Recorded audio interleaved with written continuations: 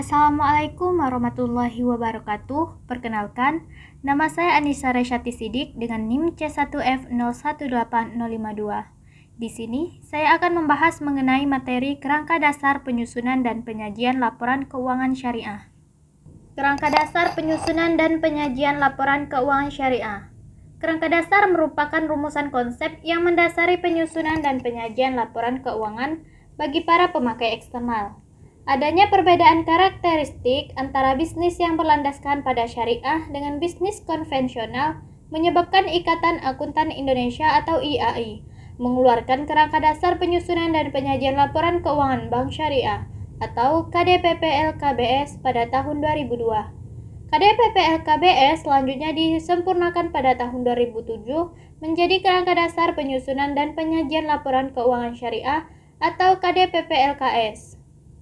Tujuan kerangka dasar yang pertama sebagai penyusun standar akuntansi, kemudian sebagai penyusun laporan keuangan, kemudian untuk auditor dan para pemakai laporan keuangan. Tujuan laporan keuangan yang pertama, meningkatkan kepatuhan terhadap prinsip syariah dalam semua transaksi dan kegiatan usaha. Selanjutnya, sebagai informasi kepatuhan entitas syariah terhadap prinsip syariah, serta informasi aset, kewajiban, pendapatan, dan beban yang tidak sesuai dengan prinsip syariah bila ada, dan bagaimana perolehan dan penggunaannya. Yang ketiga yaitu informasi untuk membantu mengevaluasi pemenuhan tanggung jawab entitas syariah terhadap amanah dalam mengamankan dana, menginvestasikan pada tingkat keuntungan yang layak. Dan tujuan keempat sebagai informasi mengenai tingkat keuntungan investasi yang diperoleh penanam modal dan pemilik dana. Bentuk laporan keuangan ada 4. Yang pertama yaitu posisi keuangan entitas syariah disajikan sebagai neraca. Yang kedua ada informasi kinerja entitas syariah disajikan dalam laporan laba rugi. Yang ketiga, informasi perubahan posisi keuangan entitas syariah yang dapat disusun berdasarkan definisi dana seperti seluruh sumber daya keuangan, modal kerja, aset atau kas. Dan yang keempat, sebagai informasi lain seperti laporan penjelasan tentang pemenuhan fungsi sosial entitas syariah. Konsep dasar akuntansi menurut EEO-IFI dan pemikir Islam. Manfaat dengan ditentukannya tujuan akuntansi keuangan menurut EEO-IFI sebagai berikut. Yang pertama, dapat digunakan panduan bagi Dewan Standar untuk menghasilkan standar yang konsisten.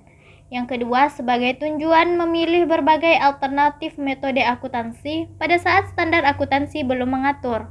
Dan yang ketiga, sebagai tujuan membantu untuk memandu manajemen dan membuat pertimbangan atau judgement pada saat akan menyusun laporan keuangan. Yang keempat, sebagai tujuan jika diungkap dengan baik akan meningkatkan kepercayaan pengguna serta meningkatkan pemahaman informasi. Dan yang terakhir, sebagai meningkatkan kepercayaan pengguna laporan keuangan. Pemakai dan kebutuhan informasi. Pemakai laporan keuangan menurut EEO-IFI antara lain sebagai berikut. Yang pertama untuk pemegang saham, kemudian untuk pemegang investasi, untuk pemilik dana atau bagi deposan bank, yang keempat sebagai untuk pemilik dana tabungan, yang kelima pihak yang melakukan transaksi bisnis, dan yang keenam untuk pengelola zakat, dan yang terakhir pihak yang mengatur. Bentuk laporan keuangan menurut EEO-IFI, yang pertama ada laporan perubahan posisi keuangan, yang kedua ada laporan laba rugi, yang ketiga laporan perubahan ekuitas atau laporan perubahan saldo laba, yang keempat laporan arus kas, yang kelima laporan perubahan investasi yang dibatasi dan ekuivalen, dan yang ketujuh sebagai laporan sumber dan keuangan dana zakat serta dana sumbangan. Dan yang selanjutnya, yang terakhir yaitu laporan sumber dan penggunaan dana KAR atau Hasan. Untuk syarat laporan keuangan itu ada 5. Yang pertama relevan, dapat diandalkan, kemudian dapat dibandingkan, yang 4 konsisten, yang terakhir dapat dimengerti. Kesimpulan penjelasan pada pagi hari ini yaitu akuntansi dikembangkan untuk mendukung ekonomi dengan mengikuti paradigma dari sistem ekonominya. Jadi, akuntansi memerlukan kerangka dasar untuk akuntansi dan laporan keuangan, tidak terkecuali dalam akuntansi syariah. Ada berbagai macam kerangka dasar akuntansi yaitu keuangan dasar penyusunan dan penyajian laporan keuangan syariah atau KDPP LKDS menurut PSAK, kemudian konsep dasar akuntansi menurut AAOIFI, dan konsep dasar akuntansi menurut pemikir Islam. Sekian penjelasan dari saya. Terima kasih. Wassalamualaikum warahmatullahi wabarakatuh.